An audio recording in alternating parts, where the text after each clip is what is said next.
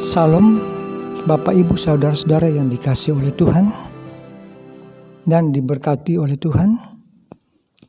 Renungan firman Tuhan pada saat ini dengan judul Mujizat Yesus memberi makan 5.000 orang yang terdapat dalam Injil Yohanes pasal yang ke-6 ayat 5 sampai ayat 13. Oleh ilham dan pimpinan Roh Kudus, peristiwa ini ditulis. Ayat 5 dan ayat 6, ketika Yesus memandang sekelilingnya dan melihat bahwa orang banyak berbondong-bondong datang kepadanya, berkatalah ia kepada Filipus, "Di manakah kita akan membeli roti supaya mereka ini dapat makan?" Hal itu dikatakannya untuk mencobai dia, yaitu Filipus, sebab ia sendiri tahu apa yang hendak dilakukannya.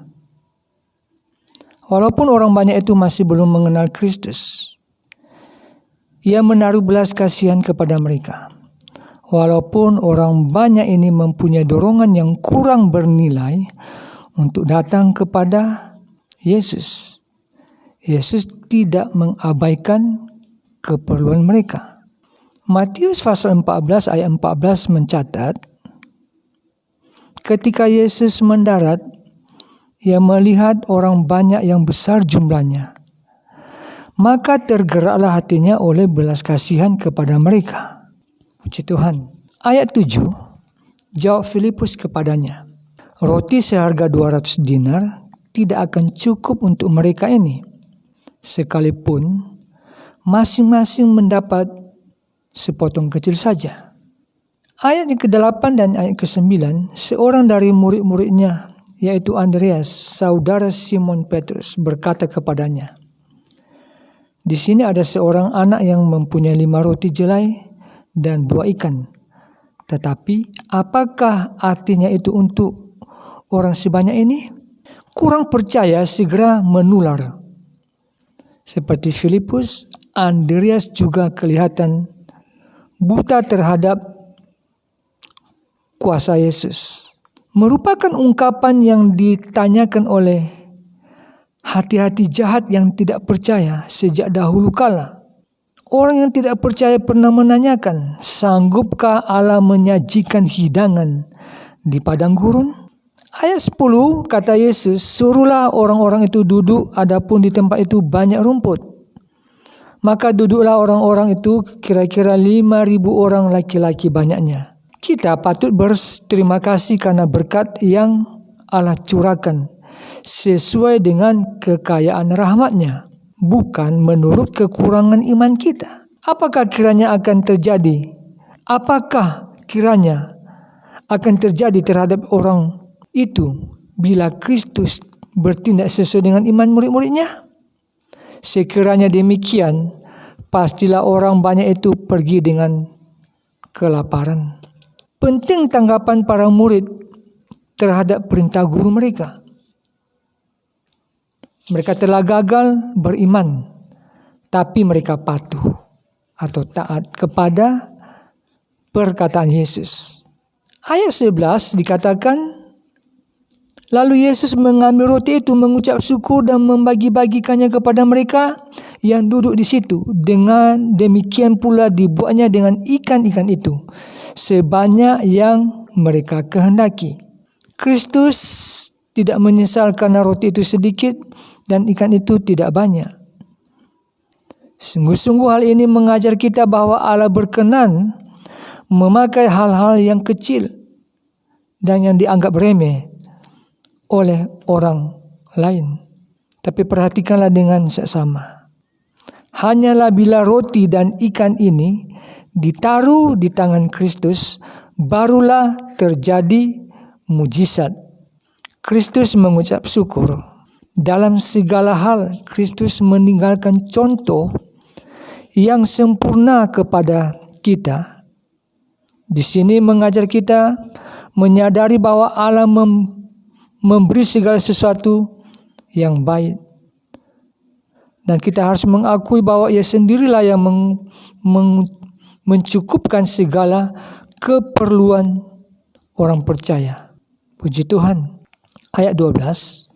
Dan setelah mereka kenyang, Ia berkata kepada murid-muridnya, kumpulkanlah potongan-potongan yang lebih, supaya tidak ada yang terbuang. Allah tidak memberi dengan tangan yang kikir.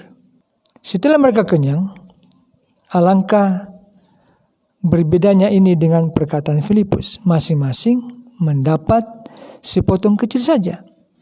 Pernyataan yang satu adalah pencurahan berkat ilahi, yaitu berkat dari Allah. Dan yang lainnya adalah kelemahan karena kekurangan iman. Kristus telah mengenyangkan mereka dari sumbernya sendiri yang tidak terbatas. Dan Dia memberi makan mereka tanpa ada seorang pun yang tertinggal. Kristus hanya memberikan bagi orang yang percaya kepadanya. Inilah janjinya. Akulah roti hidup. Barang siapa datang kepadaku, ia tidak akan lapar lagi. Dan barang siapa percaya kepadaku, ia tidak akan haus lagi. Terdapat dalam Injil Yohanes pasal 6 ayat 35. Ayat 13, maka mereka pun mengumpulkan dan mengisi 12 bakul penuh dengan potongan-potongan dari kelima roti jelai yang lebih setelah orang makan. Ayat ini benar-benar memperkuat apa yang dikatakan. Memberi kepada orang lain. Jikalau kita memberi kepada orang lain, kita tidak akan menjadi miskin. Melainkan sebaliknya, milik kita menjadi semakin bertambah. Siapa banyak memberi berkat, diberi kelimpahan. Terdapat dalam Amsal Sulaiman, pasal 11 ayat 25. Janganlah kita khawatir akan setiap keperluan kita, karena Tuhan akan mencukupkannya. Kesimpulan. Ayat 5 dan ayat 6, Matius 14 ayat 14, belas kasihan Yesus kepada orang banyak. Ayat 7, jawaban Filipus hanya berdasarkan pikiran manusia tanpa pikiran Kristus. 3, ayat 8 dan ayat 9 dirasa hampir sama dengan cara berpikir Filipus. Ayat yang keempat, ayat 10, ketaatan para murid-murid terhadap perkataan Yesus. Bukti kerjasama dengan Yesus. Ayat 6, karena Yesus tahu apa yang dilakukannya. 5, ayat 11, mujizat terjadi saat Yesus mengucap syukur dengan yang sedikit yang dianggap remeh manusia. 6, ayat 12-13, perintah Yesus untuk kumpulkan sisa potongan-potongan dan hasilnya 12 bakul. Amsal 11 ayat 25, siapa banyak memberi berkat, diberi kelimpahan. Amin, puji Tuhan.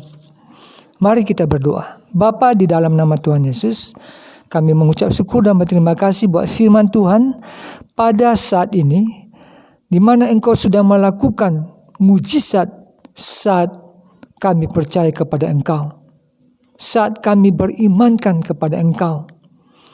Apa yang Engkau lakukan itu terjadi di dalam setiap kehidupan kami. Inilah doa kami Tuhan, Engkau memberkati seluruh jemaat Tuhan, Engkau memberkati pekerjaan Tuhan yang ada di tempat ini, di Lembah Dieng ini, oleh Bapak Gembala, sekeluarga diberkati oleh Tuhan. Di dalam nama Tuhan Yesus, kami sudah berdoa dan mengucap syukur. Haleluya. Amin.